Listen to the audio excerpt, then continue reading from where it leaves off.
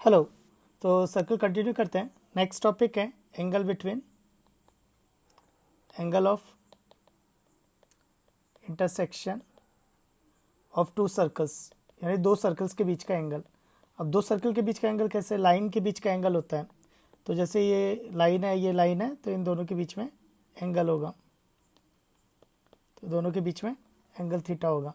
तो सर्कल के बीच के एंगल का क्या मतलब है? तो एक्चुअली सर्कल के बीच का एंगल का मतलब है कि उनके पॉइंट ऑफ इंटरसेक्शन पे टेंजेंट के बीच का एंगल, पॉइंट ऑफ इंटरसेक्शन पे टेंजेंट के बीच का एंगल एंगल बिटवीन सर्कल्स होगा। सो तो दो सर्कल्स दे रखे हैं, S1 इज इक्वल टू 0 और S2 इज इक्वल टू 0। तो दो सर्कल के पॉइंट ऑफ इंटरसेक्शन पे टेंजेंट के बीच का एंगल, तो ये टेंजेंट, तो ये पॉइंट ऑफ इंटरसेक्शन ये है, ये पॉइंट ऑफ इंटरसेक्शन बी है। तो ये जो टेंजेंट के बीच का एंगल है थीटा, इसके बारे में बात कर रहा है। नेक्स्ट, और सर्कल के सेंटर से, सर्कल के सेंटर से टेंजेंट पे परपेंडिकुलर जाता है। तो सर्कल का सेंटर है यहाँ पर कहीं C1 और यहाँ पर है C2। तो सर्कल के सेंटर से इस पे जाएगा परपेंडिकुलर, तो सर्कल के सेंटर से इस पे जाएगा perpendicular. So this is the perpendicular and this is also perpendicular. So what about this angle? So what is this angle? So what about this angle? तो ये एंगल कितना होगा? तो सी, तो ये एंगल जो होगा वो होगा π/2 माइनस थीटा, और ये जो एंगल होगा वो होगा π/2 माइनस थीटा, और सेंटर्स के बीच की डिस्टेंस हो जाएगी d। तो अगर मैं इसको देखूं तो ये कुछ इस तरह से है कि अगर ये तीनों एंगल्स देखें तो ये तीनों एंगल मिला के कितना हो जाएगा? Theta plus π/2 minus theta plus π/2 minus theta, theta theta theta theta cancel हो गया, तो this is pi minus theta. तो this angle is a pi minus theta, ये ए पॉइंट पर, ए पॉइंट पर। फिर ये सेंटर्स के बीच की डिस्टेंस डी, और ये कैसे निकालेंगे? सेंटर होगा minus G1 comma minus F1, और सेंटर होगा minus G2 comma minus F2, and radius R1 and R2। तो इस पर लगेगा cosine law. Cosine law, cosine law क्या कहता है? कॉस ऑफ एंगल, तो R1 square plus R2 square minus D square upon 2R1 R2, और ये रिडक्शन फार्मूला, तो कॉस पाई माइनस थीटा होता है माइनस कॉस थीटा। सो R1 square plus R2 square minus D square upon 2R1 R2। तो ये formula हो गया angle between circles. R1 मतलब पहले सर्कल की रेडियस, R2 मतलब दूसरे सर्कल की रेडियस, D मतलब सेंटर्स के बीच की डिस्टेंस, और थीटा मतलब दो सर्कल के बीच में एंगल, मतलब दो सर्कल जहाँ इंटरसेक्ट करेंगे उस इंटरसेक्शन पॉइंट पे टेंजेंट के बीच के एंगल को एंगल बिटवीन सर्कल्स बोलते हैं। नेक्स्ट है condition of orthogonality, condition of orthogonality, condition of orthogonality.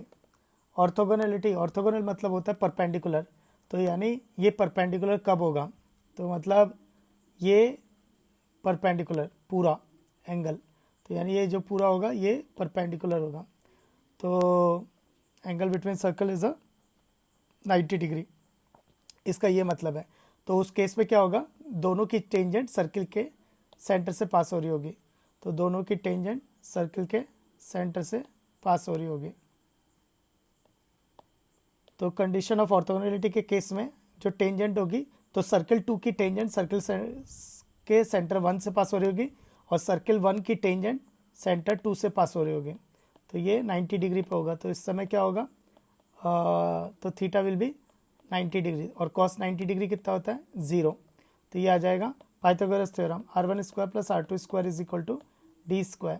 And what is R1 square? Circle 1 की रेडियस, तो G1 square plus F1 square minus C1, R2 square G2 square plus F2 square minus C2, और D square दोनों centre के बीच की distance, तो वो आ जाएगा G1 minus G2 का whole square plus F1 minus F2 का होल स्क्वायर। तो इसको एक्सपैंड करेंगे,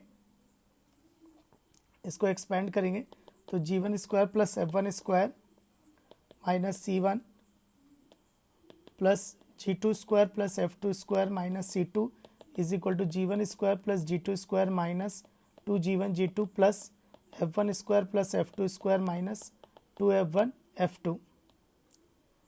तो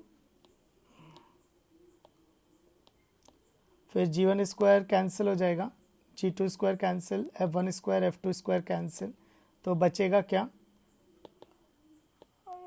2G1 G2 plus 2F1 F2 is equal to C1 plus C2। तो ये हो गई कंडीशन ऑफ ऑर्थोगोनलिटी। तो दो सर्कल ऑर्थोगोनल कब कहलाएंगे, जब 2G1 G2 plus 2F1 F2 is equal to C1 plus C2। तो क्वेश्चन ये है कि एक ये सर्कल है और ये एक सर्कल है और दोनों सर्कल ऑर्थोगोनल है, तो k की वैल्यू बतानी है। तो देखो कंपेयर करके G1 की वैल्यू आ जाएगी 1, F1 की वैल्यू आ जाएगी k, C1 की वैल्यू आ जाएगी 6, और कंपेयर करके G2 यानी सेकंड कर्व, तो G2 की वैल्यू आ जाएगी k और F2 की वैल्यू हो जाएगी 0 और C2 का वैल्यू हो जाएगा k। और कंडीशन ऑफ ऑर्थोगोनलिटी, तो 2G1 G2 plus 2F1 F2 is equal to C1 plus C2। तो यहाँ पे वैल्यूज़ पुट कर देंगे, तो 2G1 G2 plus 2F1 F2 is equal to C1 plus C2। तो ये कैंसिल हो गया, 0 चला गया, तो 2k is equal to k plus 6, तो k इज इक्वल टू 6, तो k is equal to 6 is the answer. Next question में क्या दे रखा है, एक सर्कल के सेंटर का लोकस निकालना है, वो सर्कल S1 के साथ ऑर्थोगोनल है और S2 के साथ ऑर्थोगोनल है। तो मैंने S1 मान लिया x square plus y square plus 2G1x plus 2F1y plus C1 is equal to 0। S2 दूसरा सर्कल मान लिया x square plus y square plus 2G2x plus 2F2y plus C2 is equal to 0। तो एक circle है यानी x square plus y square plus 2gx plus 2fy plus c is equal to 0। तो इसका centre कितना होगा minus g comma minus f, और इसका लोकस निकालना है, तो लास्ट में जाके माइनस जी की जगह x और माइनस वाई एफ की जगह y आएगा। इन अदर वर्ड्स g की जगह माइनस एक्स रखेंगे और f की जगह माइनस वाई रखेंगे, लेकिन उसके लिए पहले कंडीशन निकालनी पड़ेगी।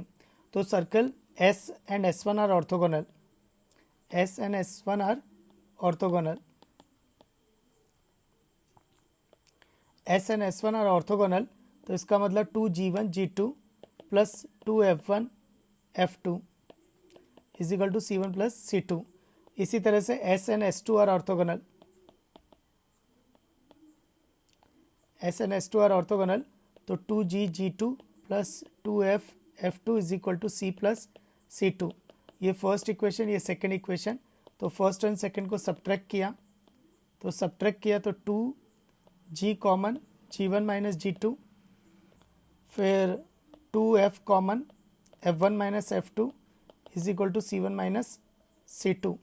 फिर लोकस निकालना, तो G की जगह x और F की जगह माइनस y, तो minus 2G1 G2 x minus 2F1 minus F2 into y is equal to C1 minus C2।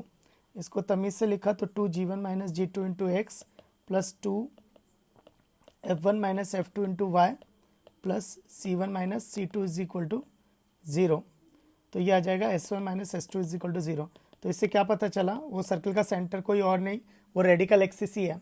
तो वो सर्कल का सेंटर कोई का लोकस रेडिकल एक्सिस ही आने वाला है। तो एक ऐसा सर्कल जो दो सर्कल को ऑर्थोगोनली कट कर रहा है, तो उसके सेंटर का लोकस आएगा रेडिकल एक्सिस।